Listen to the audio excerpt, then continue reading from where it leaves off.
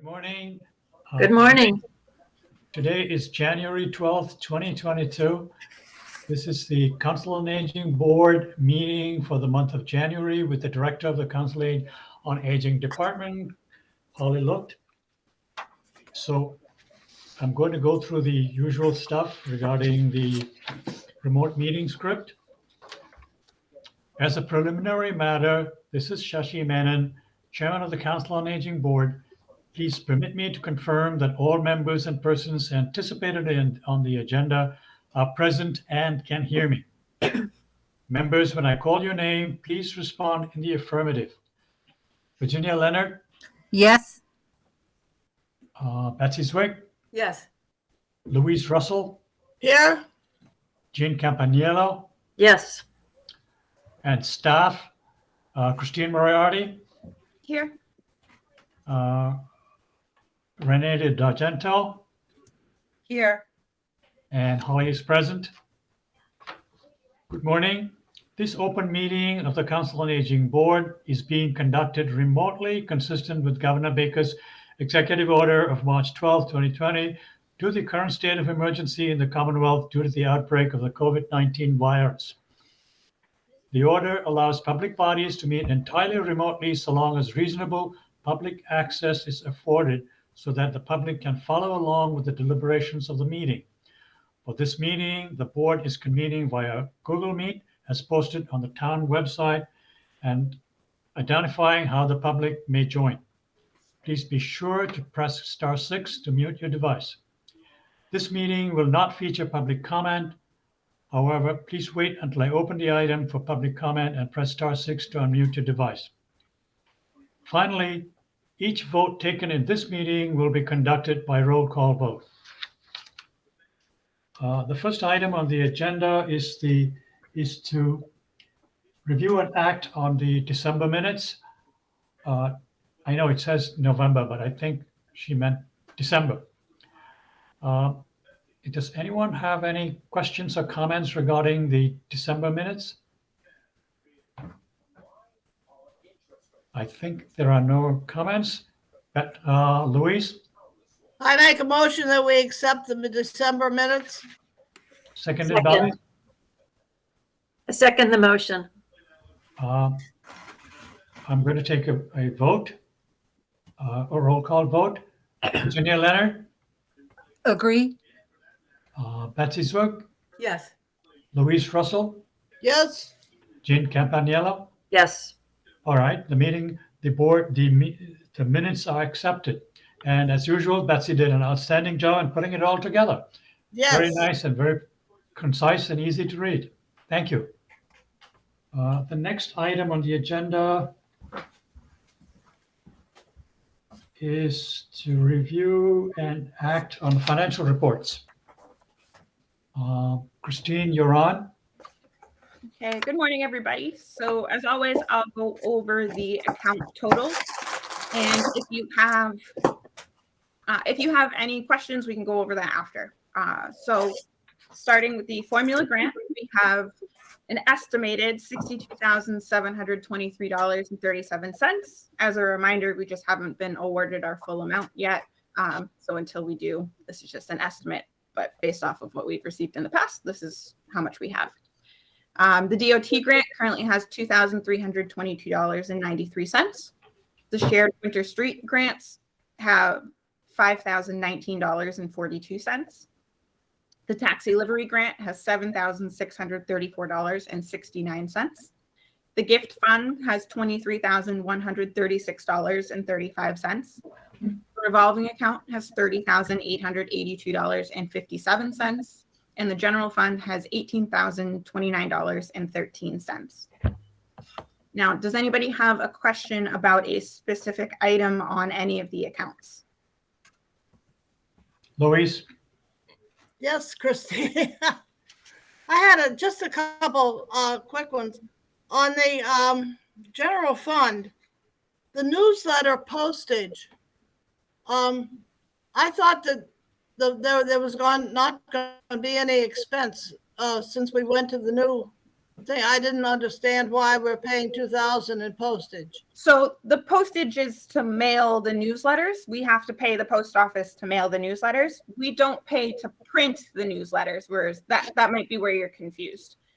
So we don't collect any revenue from the ads that are in the newsletter. That pays for the printing, but we still have to pay the post office to mail out the newsletters.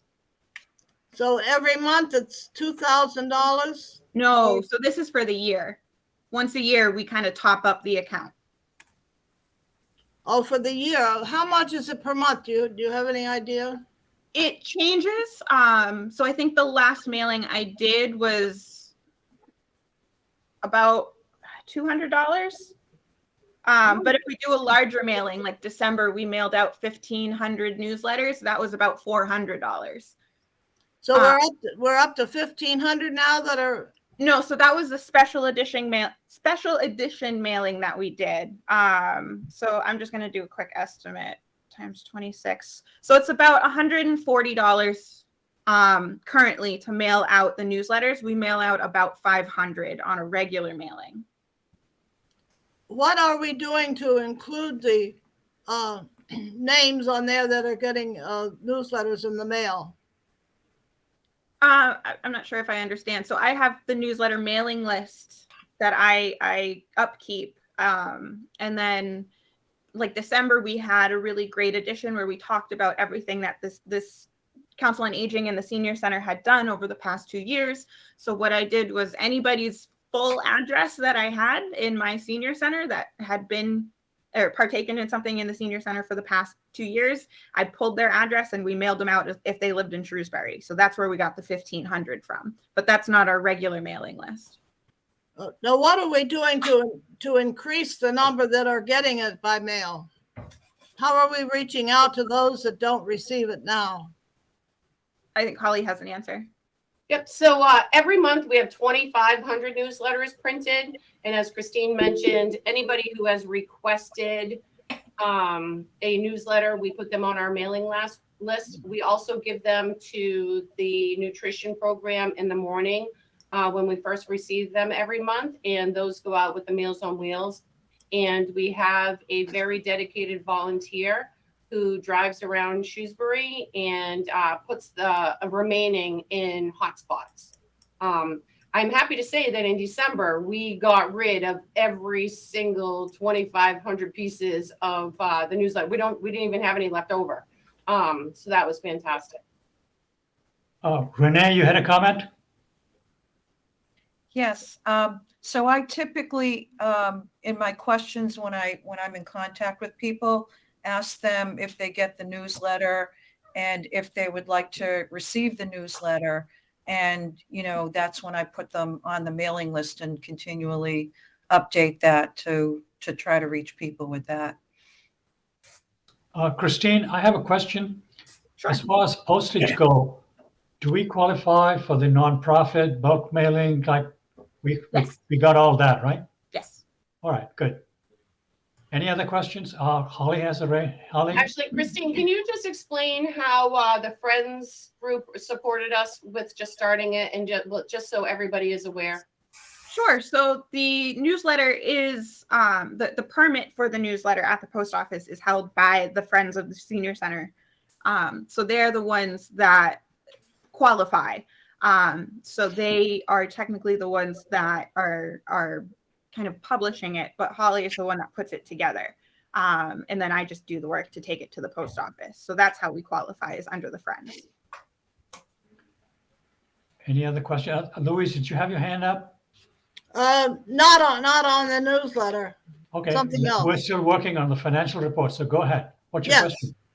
question? On the volunteer appreciation supplies under the formula grant, what are we giving? I know you're going to have a volunteer thing in January. I don't know just when it is. So due to the ever rising COVID cases, we have chosen to kind of push out the volunteer appreciation lunch that we were planning to do, just because we're half staff in the senior center. We are still trying to keep programming or our scheduled programming the same, but we're not adding anything at this time just because things are getting a little hectic behind the scenes. So I did purchase, and this was actually Donna's idea because she's fantastic and she loves our volunteers, to give them encouragements. So she found this cute little idea where it's just a card and it says, thank you for your encouragement, commitment, and a couple other things. I apologize, I forget. So we bought mints for all the volunteers and we'll put together, they're just small tokens. They're not the actual volunteer appreciation, but this was just a small thing that we could do in the meantime. And then once we get back into the senior center full staff and we can have our volunteers join us, we'll have a volunteer appreciation event. Okay, I wasn't sure in what we were doing in that respect. Still up in the air. Jean, did you have a question? It doesn't really relate to the budget, but are volunteers at this point allowed into the center, or is it just staff? Yeah, so we do have volunteers helping out full capacity in the kitchen, trying to get Meals on Wheels, grab and go out. The only thing that we've kind of pulled back on is we only have one volunteer receptionist at the desk per shift instead of two. And that's just to limit the amount of people that are in the office. Holly has a follow-up. Holly? Yep. So Jean, thank you for asking for that question. So yes, we still have volunteers that come in every single day. We're still running activities as normal. The only thing that's changed is we've abbreviated the senior center hours from 9 to 3, in which I'll talk about a little bit later. Okay. Louise, go ahead. I had one more question. The gift account, of course. What are the 50 holiday wreaths? So those were the wreaths we got from Papa's Hardware. They gave us a really, I don't know if it was a deal or if they just have amazing prices. It was $10 per wreath. So we got 50 wreaths and we gave them out as part of our holiday tour. So people who came on the tour got a wreath, some goodie bags, hot chocolate, gift cards, blankets. I'm sure other things that I'm forgetting because there was a lot of stuff that everybody and in addition, Hello. I'm just going to mute Jean here. So we also gave the wreaths out to people at the senior center. We had a few left over, so we kind of just handed them out to people who frequented the senior center. And I those were the ones that I handcrafted 50 bows for, and I'm still finding glitter everywhere. There was no criteria particularly on who got them. Like I said, they went to the participants who went on the holiday tours, and then those that were left over, we gave to some of our frequent flyers at the senior center who maybe didn't go on the tour. Oh, okay. Okay, thank you. You're welcome. Holly, I have a question. The guidelines for the gift account, do you have a schedule or a plan to get that in, review it and make it part of the policies and procedures? So part of what we're doing already is, and we've talked about this in prior meetings, is that prior to me coming, there really wasn't enough information for us to know where the monies was coming from. So we decided to kind of take that gift account and split it into the 4 ways that we've discussed prior. But now when we receive something, Christine has been doing an excellent job in, so if we receive a donation, it says this is supposed to go to the food pantry, or this is supposed to go to transportation. We've actually had some recent donations for our small home repair. Just the other day, which you'll see in next month's financial report, we received quite a hefty donation of $3,300 in memoriam from somebody in Shrewsbury. So that one particularly is just said, use the money where you see fit. So Christine is doing like I said, she has an Excel spreadsheet where she's been kind of logging in where all of the monies are supposed to be spent. So with the money that was there prior to me coming there, where we don't have a history of it, we're just trying to use it where we're finding the needs to that where it needs to be. As a matter of fact, I do believe that Christine and I had talked about the fact that we were actually going to transfer some money back from one of their accounts back into the general fund because of the grant that we have received. Christine, did that end up happening? So I am still working with accounting to do that. I submitted the request to move some of the money. I just haven't seen it reflected in the account totals yet. So I'm going to follow up with them.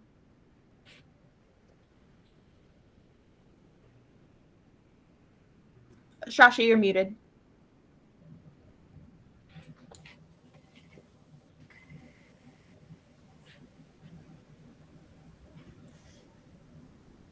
Shasha, you're still muted. I think you should text him or All right. oh, good. Does anyone have any other questions before I move on? If there aren't any, we can move on to the next item, which is essentially the outreach coordinators report. Renee, you're on.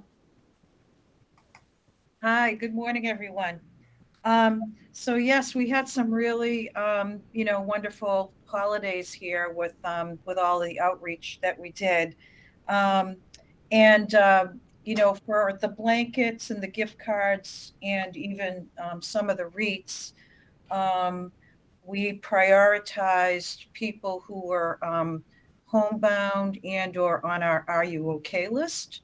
So I was able to reach most people on our wellness call list and actually able to visit 12 out of the 18 to deliver gift cards and blankets and even some wreaths who wanted them. And, people were really bowled over by the generosity of the senior center and really appreciated that very much. We've also been giving out COVID test kits. So initially we received, I believe it was 90 test kits, Christine. And all of those were given out and we received a second 90 recently. We prioritized people who were on Meals on Wheels and those who are homebound for the first 90. And I even delivered some in person to some people who didn't have anyone to pick them up. And we've also given out some to some of the groups who come and partake in activities at the senior center. So, Renee, quick question. Sure. For someone maybe who has never done a nasal swab, is someone showing these individuals how to collect or what's happening, or you just leave it with them and, leave them to read the instructions? So there are instructions. They're very explicit that we give out with the test kits. The test kits have instructions themselves, but the ones that we're giving out are really very easily read. If people have questions about what any of that means, of course, they can always call us. Currently, when people call and request a test kit, and, we go through our checklist of questions to, make sure that we're prioritizing people who don't have transportation and the ability to go out and get tested. And also we're asking them to, and not requiring them, but we're asking them to, if they test positive, to actually let us know so that we can report that to the Board of Health for those numbers and their contact tracing and things like that. And are you also explaining to people, whether they're asymptomatic or symptomatic in terms of the relevance? For example, if you're symptomatic but have a negative, they sometimes will, still think that you should have a follow-up. So how are we guiding individuals? Because that's rather critical. Yeah, so I'm not at that level of the discussion with the individuals. Okay. Yeah. Okay. But those are the guidelines that Holly and has instructed all of us, the volunteers and staff who are giving out tests. So in addition to that, so we had the Savvy Caregiver program for dementia caregivers, and What is allowed for attendance in that program, because it is an evidence-based program, are 8 to 12 individuals. We had 10 individuals consistently attend. They attended most sessions. There were 6 sessions total, and it's considered successful if all 10 attend 4 out of the 6 sessions for an evidence-based program. And basically most everyone attended at least 5, if not 6 sessions. And they were also provided, information and resources about, how they can, access those for themselves and, for their loved ones. And I continue to support caregivers with information and, family support and referrals on that. There's a lot of need out there. Also, and we're probably going to start a program again in April when things kind of ease up with the COVID situation. In addition, Lucas, our intern, finished up his first half of the year with us, and he'll be coming back next week. He'll be coming back 1 day a week. And we hope to, and I know that Holly's going to discuss this with you. He, as you know, and you saw, gave the presentation on the Yahoo program.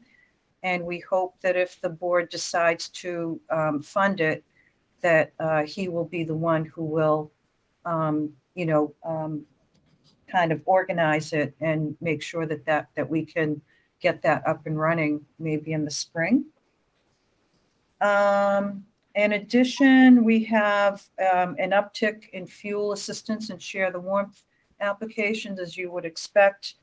At our last meeting, we only had 14 fuel applications. We're now up to 24. And share the warmth, same thing. We had 9 applications, and now we have 15. And so I think people are now, with the cold weather, feeling more impetus to apply. And I continue to, put in the newsletter under our new outreach corner information about that, hoping to get people to apply more.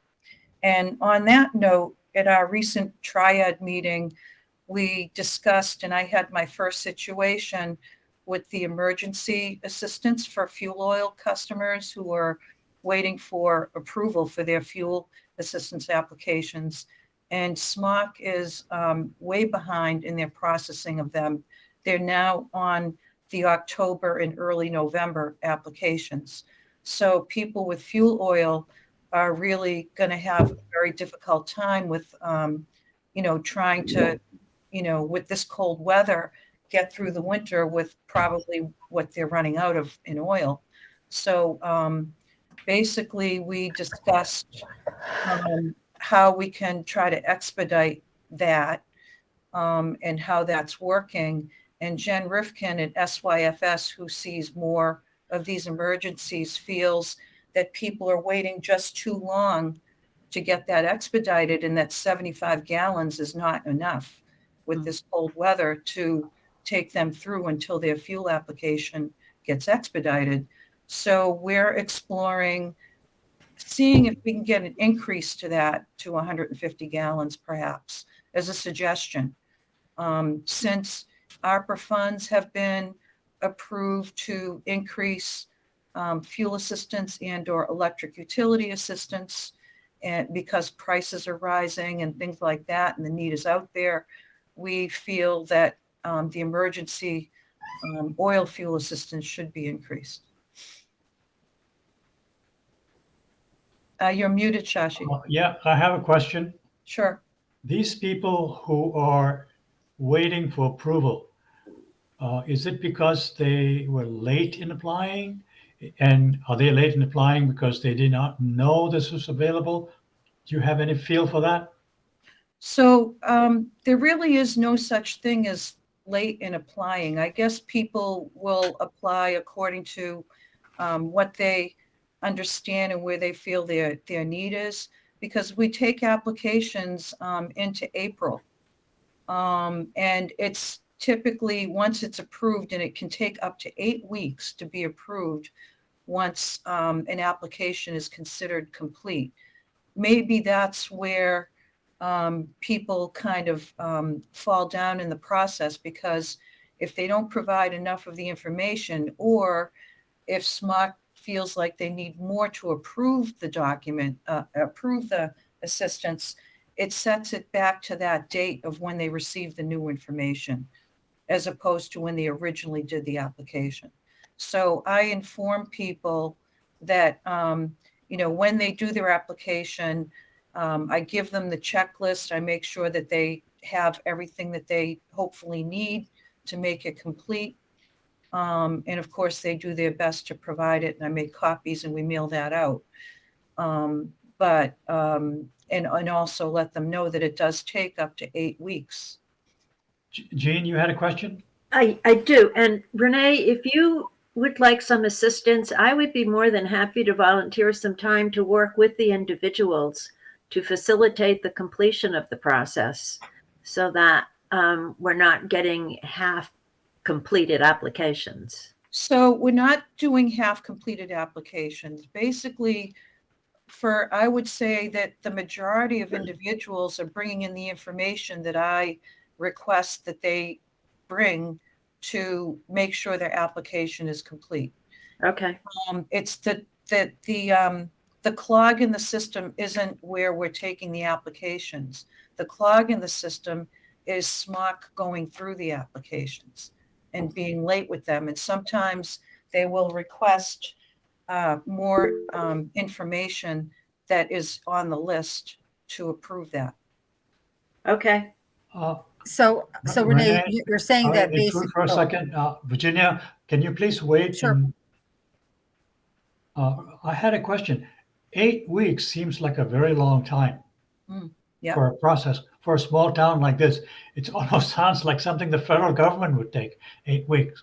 Do you have any feel for how we can speed that up, or why this is happening? So you have to remember that SMOC covers a number of member towns. We're not the only town. And they receive a flood of applications, and what they do is they take them in the order that they receive them. And then when they deem that that their application approvals are complete, which takes up to 8 weeks, that's when people get their letters. Well, it still seems like a long time if you think of all of December and all of January. I agree, Right. but there isn't You cannot go anything. through those 2 months without heat. Yeah, there isn't anything that we can do to speed up that process individually at the towns. All we can do is make people aware that they should make their applications and that they have the documents that are requested on the list that are needed. All right. Any other questions before we move on? You have a few more items on your list, right? Nope, that's all I have. Oh, actually, I'm sorry. One more thing. Small home repair. So Steve Ehrlichman sent out a little end of the year report on small home repair, how many were requested and or done. And I guess in 2020, they had 20 requests with 17 of them complete. But this year, probably last year because we were closed and people weren't thinking of it, this year we had 48 requests with 40 of them completed. So that's really great. And he also submitted some numbers since they've been doing it since 2009 to 2021. And they have a grand total of 649 home repair requests and 592 completed. Now, the ones that weren't completed are typically things that were done by someone else because perhaps some of those requests didn't fall within the purview of the small home repair group's ability to do and things like that. So it's really wonderful. And the feedback from the residents who get help from these volunteers is just incredible. So very much appreciated. And that's it. Shasha, you're muted. You're still Virginia, muted. did you have a question? Virginia, are you there? Yes, no, I'm all set. Okay, all right, so we're all set then. I thought Thank you had a question that I had to cut you off on before. All right, never mind, we can move on. I think if you're done, we can hand the mic off to Holly, who's got the other remaining items on the director's report. Holly, you want to go ahead? Yep, sure. Thank you. So the next one is talking about our budget and capital request. So Christina's going to share her screen with the budget and how we've broken it down. This is the level funded budget that we're showing you right now and how we broke it down and submitted it to Kevin.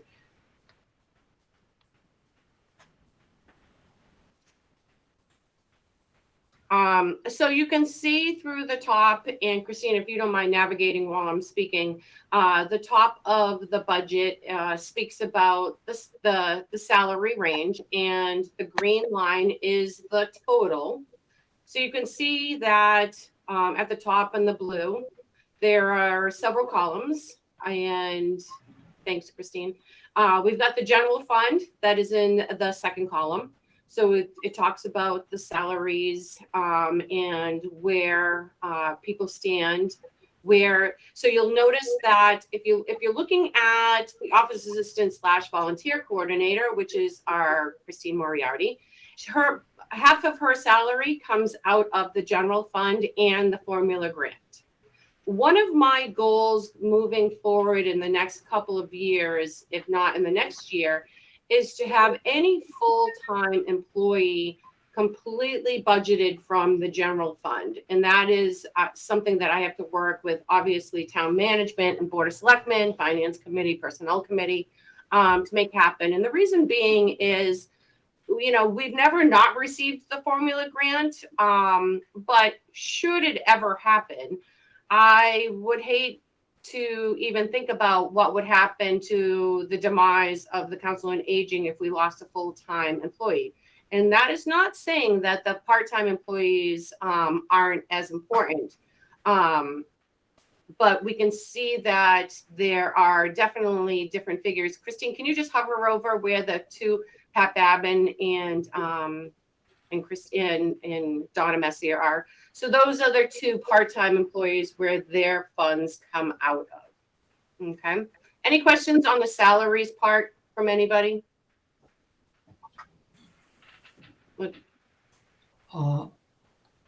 Jean, go ahead. Virginia, you indicated that this was a budget. I'm not Virginia. I'm sorry, Holly. Yeah. This was a budget that was equal to last year's budget. Is there not an increase in salaries on at least a small percentage basis that you've asked for or included? Yes. So that doesn't come from COA. That actually comes from the finance and the personnel committee. They have the increase in budgets in their accounts. Okay. So, and remember that we're all doing a performance-based appraisal for this year. So we need to reach our goals.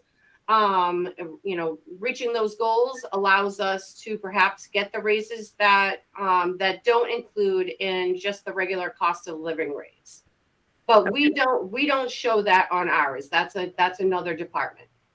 Thank you. Christine, can you just scroll down a little bit? So now we can see the purchase of services. There we go. So I don't see the utility telephone, but Christine, do you want to chime in on that one? So in order to kind of save money from the general fund, the driver cell phones come out of either the revolving fund or the Mass DOT account. And Holly and Renee's cell phones as of right now, are coming out of the general fund. We will move them into the formula grant in order to reduce the amount of money we're asking from the general fund. Thank you. So you'll see that we have the advertising line, which we really don't spend any money in advertising because that would be like the newsletter, which we already discussed that gets printed for free. We use social media through Facebook, through what the town offers. So we don't really have any money out of the advertising that we use there. Then the hospital and medical, the Reliant DOT exams. So those are for our van drivers. Those are pretty much the annual costs for our van drivers to get their physicals that they need to come into work every single year. Thank you. The services not classified. So basically there's $6,000 there. And the reason why we put $6,000 there is sometimes things come up that we're not expecting, or something might be a little over because, you know, every year, like, cost of living goes up, so don't the things that we purchase, which might be just even something from WB Mason or anything like that. So the services not classified gives us a little wiggle room in spending money that we need to spend that we didn't know that we were going to have to spend. So that's right there. Go ahead, Christine. Well, if I can interrupt. So, and we also make a yearly contribution to ESWA's nutrition program to kind of supplement the cost for the Meals on Wheels program. So as you might recall, last year we gave them, I think it was $2,200. So that's budgeted in this section as well. So then we move down to supplies, books, periodicals. That also falls under, you know, things like DVDs and things like that. We really don't spend any money on anything like that. So we generally keep that as zero. We talked about the print postage for the newsletters. So we reserved $2,000 for the year. But should we ever end up going over, we can go back to the services unclassified to take money from there. So you'll see that the office supplies are $1,000. So one of the things that we were able to do when we were shut down or working with less hours is we were able to really kind of go through the things that we already have at the senior center and take a good inventory. And as a matter of fact, Christine, I don't know who's on. Can you mute somebody? I'm not sure where it's coming from. So the office supplies, one of the staff members, their goal is to reduce the office supply expenses. So we're hoping that we don't even get to the $1,000 mark, but we never know what's going to happen. So the car allowance and the mileage, that goes to, so eventually Renee will be out and about and, being located at different situations, different locations of Shrewsbury to do some outreach. So that will help with miles reimbursed, same as Cynthia. Cynthia actually goes out and she may be bringing some of our vans to the garage, or she may be going to the housing authority to give some things, or I may be going on a training, or Christine. So that's where the car allowance comes from. The reason why we kept it at a higher level is because we haven't, well, at least since I've joined in 2020, we haven't actually had the opportunity to go out and travel anywhere. So we don't know what to expect. So we're following the numbers that were prior to myself and Christine coming here. So the dues and the memberships, I think they speak for themselves, as you can see. So we have the NCOA, the MCOA, and then the motion picture licensing fee, which allows us to play movies annually out of the senior center. So those are all a necessity. Travel expenses, we have the $1,000. If any one of us goes for a training, but we have to stay at a hotel, there's money set aside for that to be reimbursed. Now, please know it doesn't mean that I get one night for $1,000 and I'm set up in the Ritz-Carlton. That's not what it's like. But it might be 2 nights at $200. There's some fine lines information that goes along with that. But that's in case we ever have to go to, which goes right into the bottom to the training conferences. so the MCOA annual conference, we donate that. But that is not included in case I have to travel, somewhere to go attend the conference. And then the trainings, one of the things that Kevin Mizikar promotes is the fact that he wants his employees to get the trainings and to better themselves and better the opportunities that we can supply to the people of Shrewsbury. So that's where that $875 comes into. Christine, is that the last line item on there? That's the last line item for the general fund. Okay. Any questions on anything that we just mentioned that was submitted? So Christine, can you just show them the final amount on the bottom? So you'll see that the general fund, the number ends up being about $311,000 and some change. Ollie, I have a question. Sure. These are the projected numbers for the next fiscal year, are they not?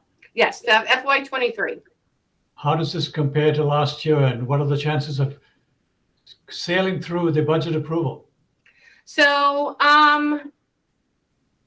that's a hard question to answer, only because I did also submit a wish list budget that could give the Council on Aging a whole nother full-time position, but we haven't even really discussed it, and Kevin is still working with all of the other departments who also have kind of a wish list that they're asking for. So right here, this is pretty much level funded. The only thing that changed a little bit is Renee started in August of the FY22. So there was 1 month not accounted for her salary. So that's the only little difference that might show up later, but we're still in the working points of this. I'm still in the working points of this with Kevin Mizikar. All right, if there are no other questions, we can move on. Sure. So the next thing on our list is to talk about the COVID updates in the senior center. So as some of you may be aware, if you're not, you will be now, that the town hall starting on Monday went to appointments only. It was asked how I thought we should go forward with the senior center.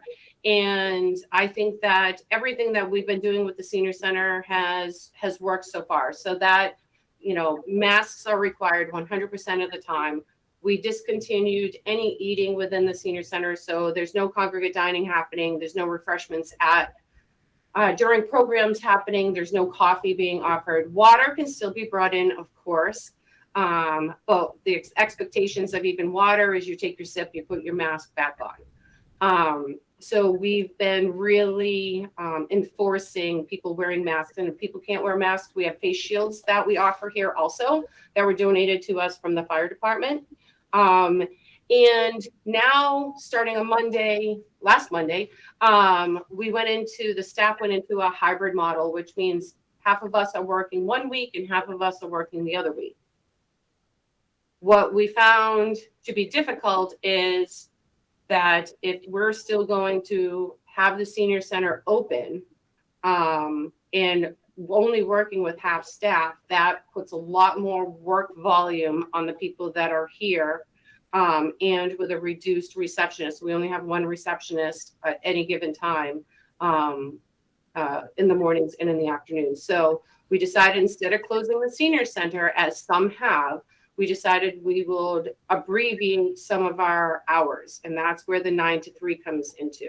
So basically we still have the receptionist come in at 8 o'clock. She or he assists in answering the phones, but it gives us that hour to really put our thinking caps on. We get to be a little bit organized before the senior center opens up. And then the senior center opens up at 9 o'clock. The senior center, all of the doors now are on a fob system. So we don't unlock the doors, they open at 9. So if somebody shows up at 8:50, the doors aren't going to be open until 9 o'clock. So I want to make sure people understand that. And then they're closing at 3. And And the reason why we chose 3 o'clock is there's a lot of cleanup, a lot of sanitizing that happens after people leave. And it allows us to get the rest of our, work done that happened through that day. So it just gives us a little bit of time in the beginning of the day and the end of the day to kind of play catch up. Before I move on to anything else. Louise, you had a question? Yeah, I was wondering how many activities will be impacted by that 9 to 3. So honestly, there was probably only 2 activities that were impacted, and the instructors have been very easy to work with. So we've adjusted their hours at the senior center. So we've had a couple of requests where some of the end of the day activities have asked if there's room for them to come in a little bit earlier, to end earlier. So really, we haven't eliminated anything. However, we have had a few instructors stop classes, and some of the reasons for stopping the classes is, one group found a place within the town of Shrewsbury or somewhere where they don't have to wear masks. So they'd rather go work out or do whatever they were doing over there. Or, just vacations. So some of those that sees people are aware that the different COVID cases are going up. So people have delayed doing some of their activities for the month of January. So we've seen a lot of different changes, but we haven't stopped anything. People have been very compliant with the change. I know it's going to impact our hand and foot when they start up again. And I don't know how we're going to work it out. So we'll have to change days probably. Or so, I don't know. We'll see, because 2 hours or an hour and a half is not enough time for us to complete. No, and Louise, and I completely understand, and I sympathize with that. At the end of the day, this is a temporary change to make sure that we're able to. What I don't want to do is any of our staff's work to fall behind, where we put ourselves in a situation where we won't be able to get ourselves out of. And I'm doing everything that we can to not close the senior center, but everything changes on a day to day. So what I recommend to people is just call, because I just never know. Oh, I understand that. And I said, when I get back, we'll have to work something out. I didn't know if anybody else was impacted or not besides us. So thank you. Holly, there's a thing on the town website that says the policy of appointments only is going to be reevaluated on the 28th of January. Does that apply to senior center too? So yes. So I basically follow a similar, I follow what the town hall is doing. But what the town hall does and what the senior center does is 2 different things. I would say that, if I was seeing people not being compliant with a mask wearing or something else like that, I would have closed the senior center 2 weeks ago. But people understand, and the staff has been great about taking that extra moment to make people understand why we're making the changes that we're making.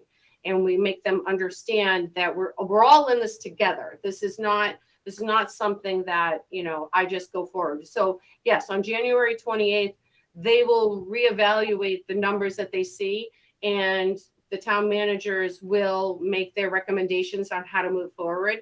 I will then follow those. So if they decrease again, I may decrease. If they come back to, working again, I may. Renee, you had a question? No, Shashi, in reference to your question about appointments only, the senior center obviously is walk-in. Anybody can walk in at any time. So that part of it does not refer to us, of course. All right. Yeah. Go ahead, Holly. Okay, so if there's no other questions about COVID in the senior center, FY22 programs, as I just mentioned, they're still happening. I haven't, except for a couple of abbreviations or some little, technicalities, everything's still going strong. But I would, and I think I mentioned this last month, this will be the 23rd anniversary of the senior center. And we discussed having a celebration week, not just a day or a moment. The week after April vacation, which I believe is like starts on April 25th and goes to the 29th. I'm trying to get other departments to just be part of doing something extra that week. And so it doesn't actually have to pertain to just seniors. So we're supporting all of the departments of whatever events that they may put together. But what I would like to do is, and what my intentions are, is to work with the Friends of group and to really put a nice celebration together at some point during that week, whether it is during the day or maybe there's one during the day and one during the evening. But I'm looking for assistance with this. So it's not just me or just Christine or just the staff trying to figure out. I'm really looking for, ideas from the board. I'm looking from ideas from, the Shrewsbury seniors to really just make this a fantastic week-long event. Holly, my only concern right now is that I think you should somehow coordinate with the Board of Health and make sure that all the people are clear about masks and social distancing and all that kind of stuff. Seems to me that's the key factor there, the mask and the social distancing. We have to hold that. We can't simply become a center for spreading the COVID. No, and of course. And so right now, these are the dates that we chose aside. And wherever COVID brings us, we will, we'll work with that. I don't want to have a super spreader event. Of course. So if this ends up changing and we ended up having to push it out a month, like I mentioned before, nowadays, every day is its own. So, just working together and trying to, what I don't want to do is let time pass and we don't plan anything. So let's just say by the end of April, we're out of this, but because we were afraid of COVID, we didn't put anything into place. Well, that doesn't help us even if we moved it out a week or two or a month. But so I think, so what I'm asking is that, everybody put on their creativity caps and shoot me some ideas that you would like to see happen during that week. I'm asking that I don't want to go this alone. I know that, the board has some really, really good ideas and we have a good 2 months to really kind of put it together. So it would be really nice if we got some ideas going on. Jean, go ahead. Holly, I'm more than happy to help with that in any way I can. I'm wondering if it would be a good idea to develop a subcommittee to work on this and whether we could use some board members as well as a staff person. I think, yeah, Jean, so I think that's a fantastic idea. One of my thoughts is I've been trying to coordinate with Maria Smith from the president of the Friends. And perhaps if we could get Maria Smith and her group on here, perhaps it's something where, yourself and me and anybody else who is interested could maybe get together with the Friends and really utilize the Friends, since that's really their main purpose. So why don't you, I think that's awesome. So let me just see if I can reach out to Maria, see what she thinks about that, and, figure out how we can all collaboratively work together. And maybe we don't need a subcommittee, but we just kind of start working with the Friends a little closer. Well, Louise, you're involved with the Friends. Do you feel like that would work well as a unity between the two of us and create a committee that could facilitate this? Louise, you've got to unmute. I think it's an excellent idea to include the Friends in this, because I know they would want to be a part of it. And I think it would help to bind the two groups together. Yeah, perhaps you should include the instructors too. because they might want to showcase what they're teaching. Mhm.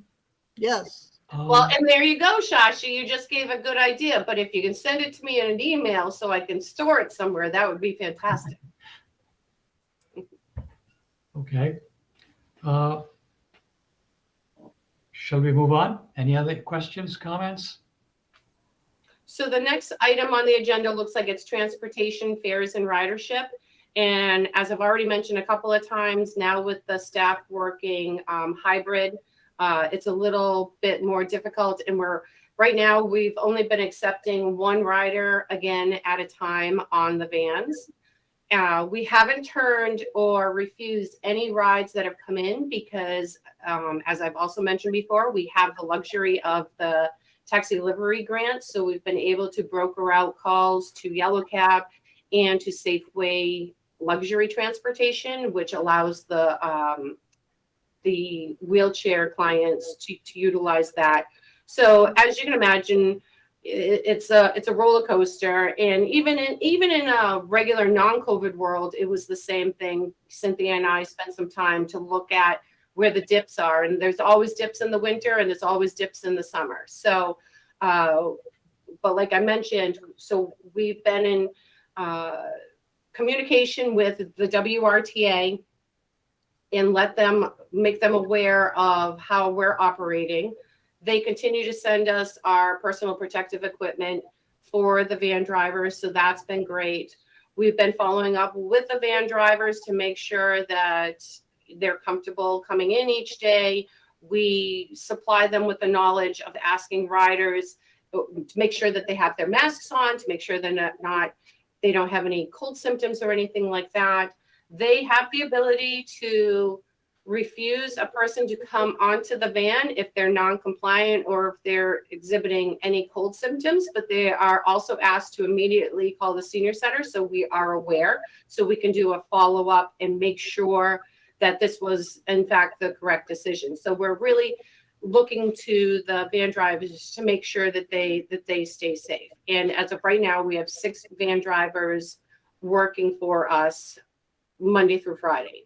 The van driver, so I also want to make sure that everybody understands that even though we shortened the senior center hours, we did not shorten the transportation opportunity hours. So those still run the same hours that they were running before.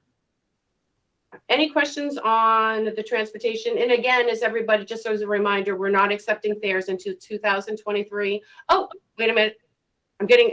And so I do want to let everybody know that we were just granted the Mass DOT award for $28,000 to use towards our COA van driving. So we can use that towards salaries. We can use the money to assist in repairing our own COA vans. So we got the award letter.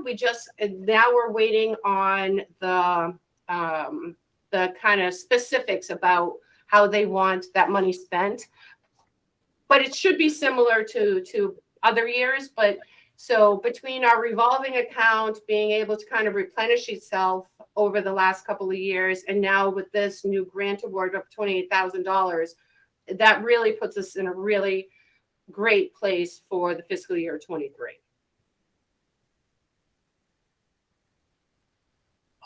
Betsy? Congratulations. Thank you. Yes. If there's no other questions with that, so there's just, Shashi, if I may, there's just a couple of new business items that I want to bring up. First, I want to apologize for not being able to send everybody the February newsletter to review prior to the meeting like I've been trying to do. We got some late submissions. We had a couple of new things.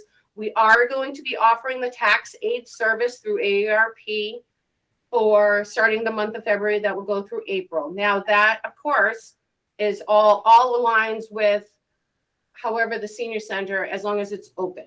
So as long as it's open, all of these things remain the same. If we close, I met with Frank Gutt over at AARP a week and a half ago, and he said, we'll try to figure something out and to make sure that we have this program to offer, because we know that this is one of the another one of the bigger ones that we have. So that is starting in February. So we'll be asking people to call and request an appointment. Virginia, you had a question? Yeah, I'm kind of curious. In non-COVID years, how does the how does this work that you assist individuals in the community with their taxes? Were they always coming in? Like, was it an in-person thing? It is, and yes, and it will be in February, as long as nothing changes with the senior center. So as long as we're still open and working as we are today, people will still be able to come in. AARP has given us a list of things that they need to make sure that they stay safe and the people that come in stay safe. We've also designated a couple of days strictly for people that might be using our transportation. And the reason being is they expect it. What they're expecting is people will come in the morning, they'll fill out their forms, they'll give them to AARP. Somebody else from AARP goes over the forms, they finish up the forms, and then those people have to come back. So in the February newsletter, I'm mentioning to people that, we have 2 days that are strictly for transportation services. So expect to be here for a couple of hours, bring a book, bring something, attend an activity. And then they'll be able to leave that day with their paperwork and it will be all done. So the AARP, they have everything kind of lined out exactly what they need to make everything happen and then kind of go from there. Right. Okay. So that is very exciting news. The other thing I just want to mention briefly is so I just want to talk about the open meeting laws, and when we send out emails to groups and things like that, we really should be BCCing each other, which means that it doesn't allow us to have a conversation as a group because that goes against what we're all here for. And simply because there might be conflict of interest or anything else like that. So I know sometimes we just make that mistake where we don't BCC somebody, but it is really important that we can maintain a nice group communication, and I can communicate somebody's thoughts or ideas with somebody else. We just can't do it in a group. As soon as we have more than 2 board members, we're violating those laws. So I did forward something yesterday that came from the town clerk. I hope everybody had an opportunity to read it. Super simple. I know it can be aggravating because you might come up with something really quick that we want to talk about, but we really have to table it for the next month. So,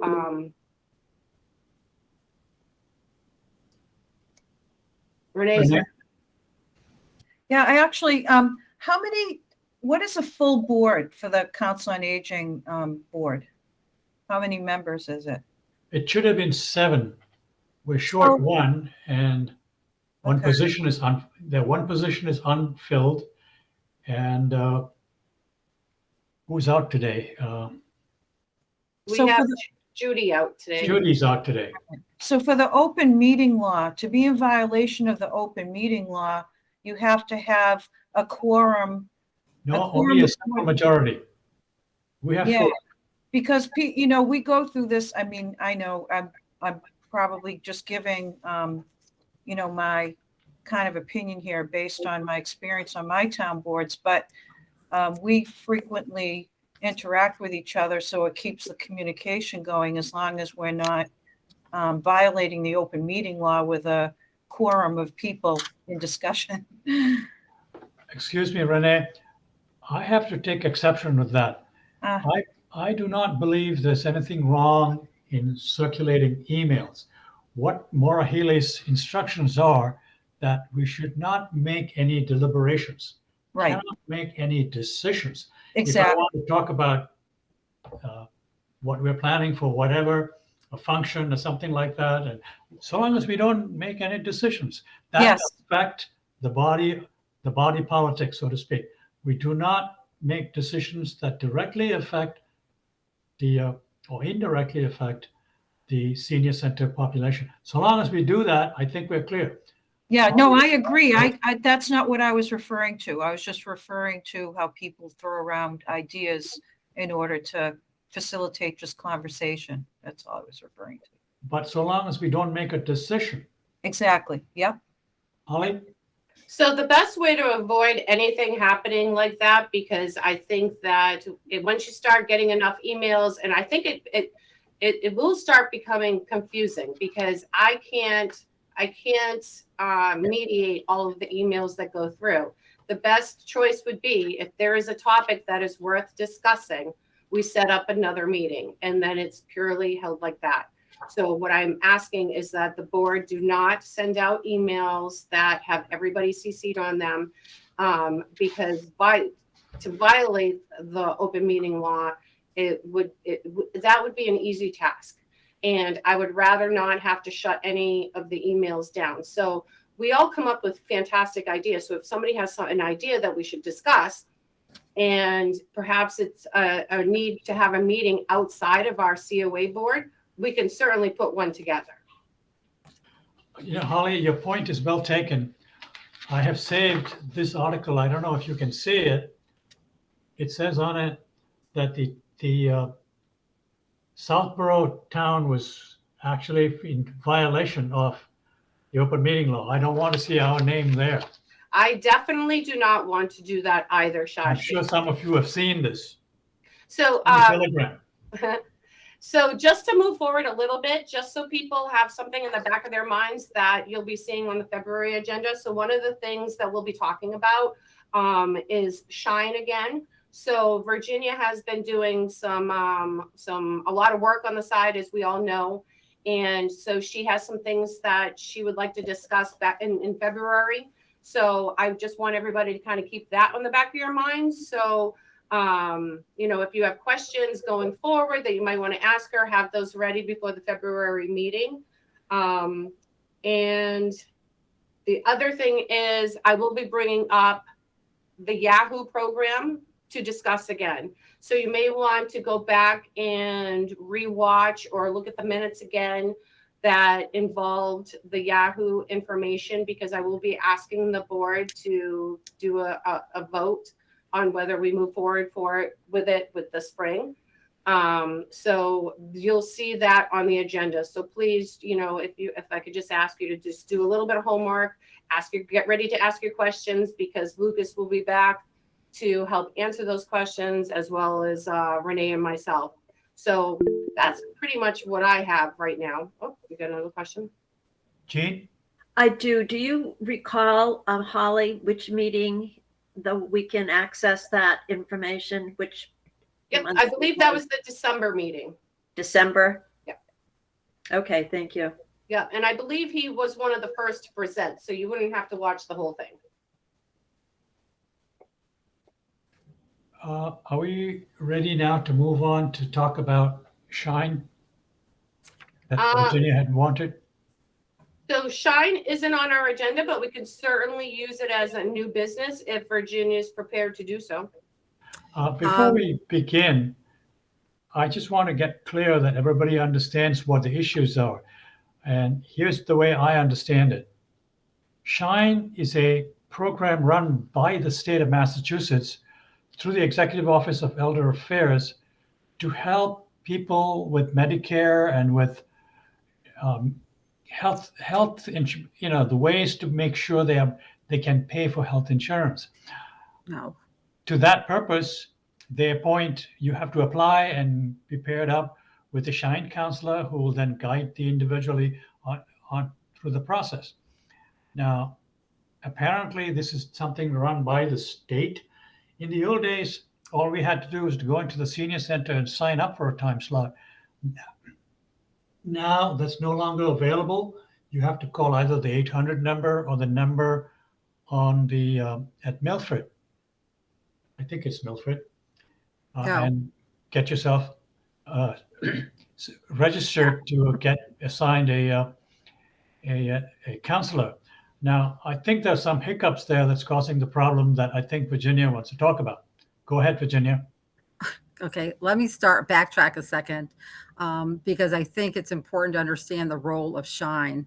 The role of Shine and the counselors are to assist individuals in navigating different insurance products against your healthcare needs. Their role is not to sign you up for anything because they're not insurance agents. They're really there.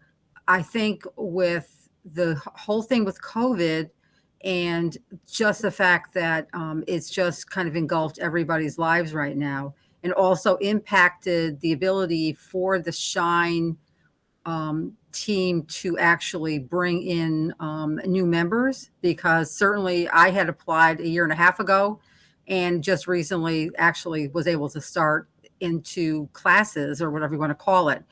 Really impacted. Plus, when I was talking to everybody, and I want to be very quick on this, that the volume of individuals who were signing up just overwhelmed the whole team this year. And so the process, the point right now that I wanted to start discussion, and I think it's better to really bring it up next month and think about and come up with a very organized way to discuss this, is, what were the impacts to the senior center here? What wasn't accomplished here? Where were the hiccups? So that we could have a more smooth process, because the Shine really operates 365 days a year. There are different points in the calendar year in which people can sign up. But if you are new to Medicare, you are signing up in your birthday time frame. And, a lot of people do not, unless you're working for a company where they can explain this process to you, you just don't have that opportunity. So I think, with Holly and Renee and everyone else on this group, I think the goal really is to be, and as Louise has always wanted, to really be more impactful to residents in our community. And we would be very impactful if we were also able to provide a little overview if you're turning 65. You may not be joining the senior center yet, but you certainly would value getting the information on what you need to do. So the only thing I had really wanted to discuss today, and I think we can also push this to next meeting, we're just being able to actually catalog what were the issues, so that forms a framework for how we better organize and meet the challenges for, again, because right now there's actually an open enrollment period as well. So it's not the same open enrollment as is in October, but there are different points, and I can explain at some point for everybody in terms of when you can sign up, under what conditions you sign up, et cetera, et cetera. It's more complex than I ever would have thought. Renee's probably going to smile and say, yes, I understand that too, because she worked as for part of RCAP, and I'm sure these things used to come up all the time for her. So Holly, thanks for giving the few minutes to talk about this, and I'll organize so we can think about it. Maybe in the meantime, I can connect separately with you and Renee, maybe through a Zoom call or something, as a separate meeting, just to talk about points for next month. I think that would be fantastic. Thank you so much, Virginia.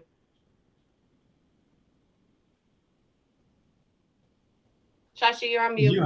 You had requested some information from Holly that you need to give to somebody else. Is that what part of the issue is? What it is because I'm in Shine class right now, or in fact, I'll be in Shine class tomorrow.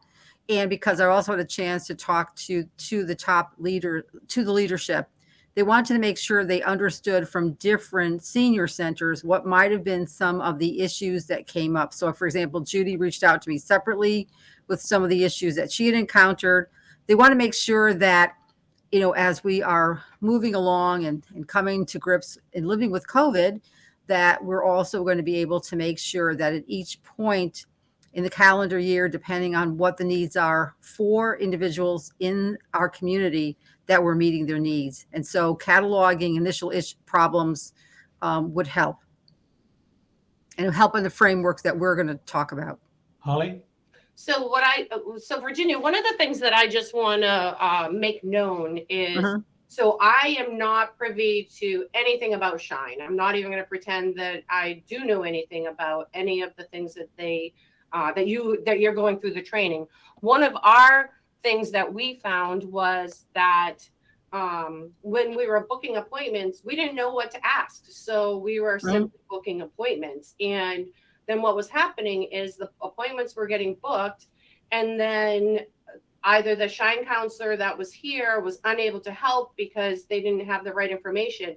But it is important that the Shine counselors know that they have to educate us, or at least set us up with the information that we need when we're booking appointments, what we should be asking the people coming forward, because we don't know that. All I know is that, yes, are you a Shrewsbury senior? Yes. Are you looking for Medicare information? Yes.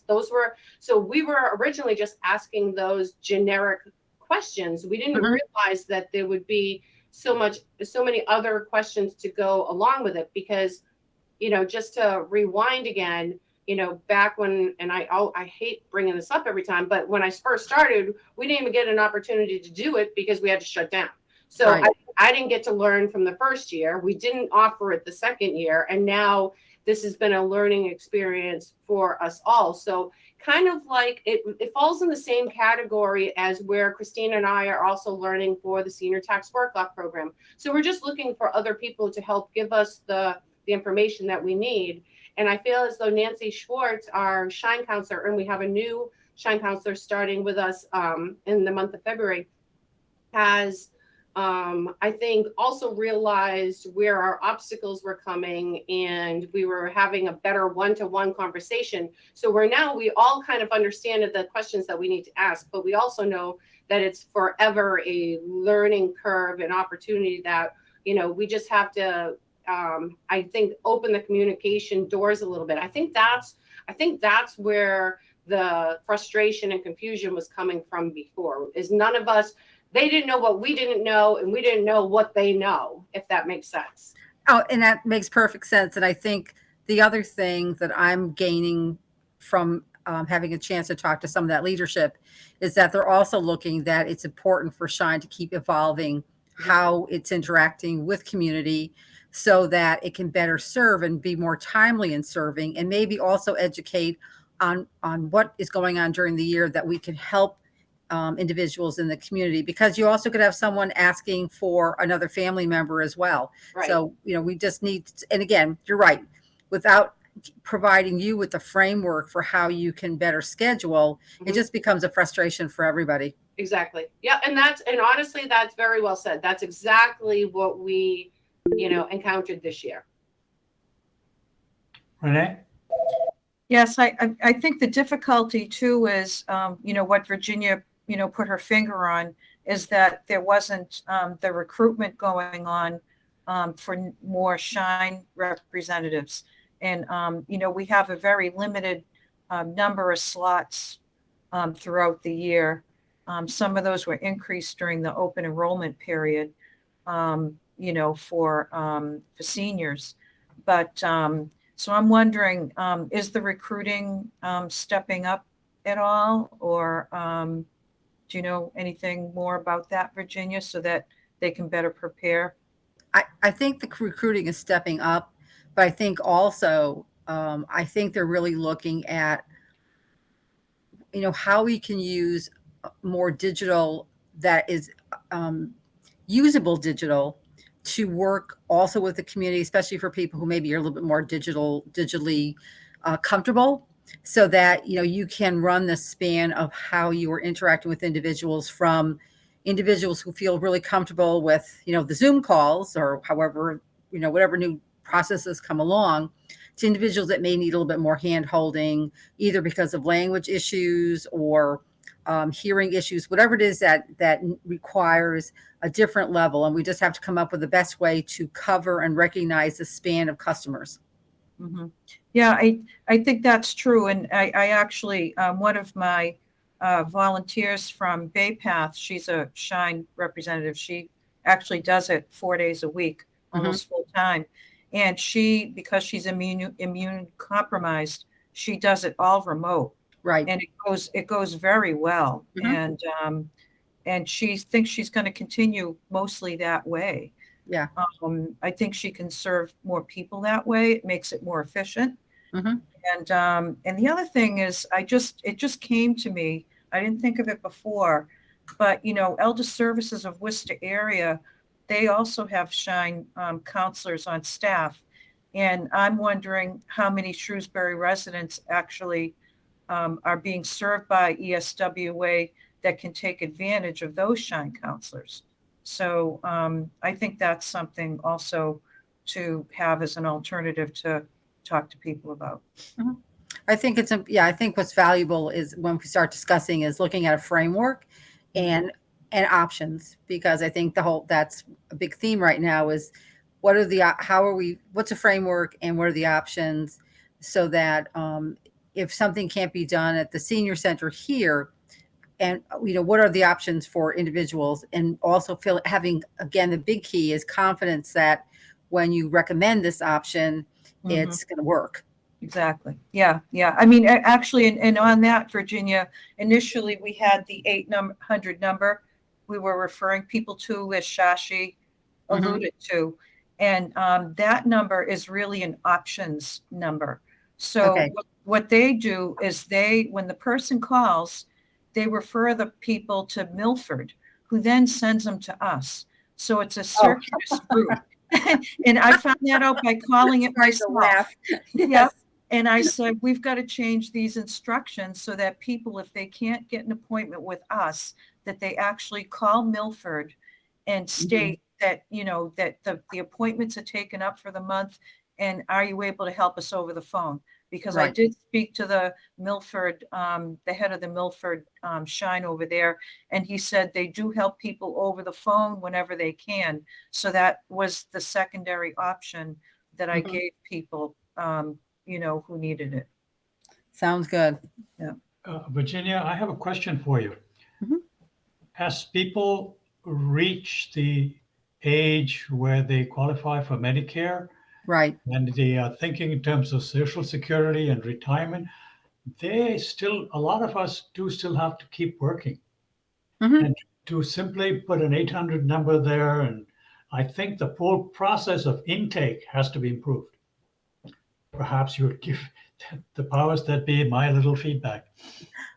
Oh, no, well, no, and you're hitting it on the head, because it's I think as we're recognizing, things are shifting and people may still be working.